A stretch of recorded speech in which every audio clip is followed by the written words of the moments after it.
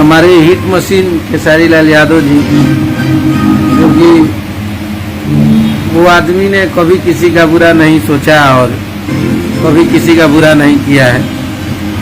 चलिए, जब भगवान को यही मंजूर था माता रानी को, तो आज हमनी के हमेशा हंसे बोले वाला आदमी है। या हमनी के कलाकारी है भैया, खाली जाना था नहीं है, खाली गीत गौनाई के बात होला, गीत गौनाई के बारे में आदमी सोचेलन।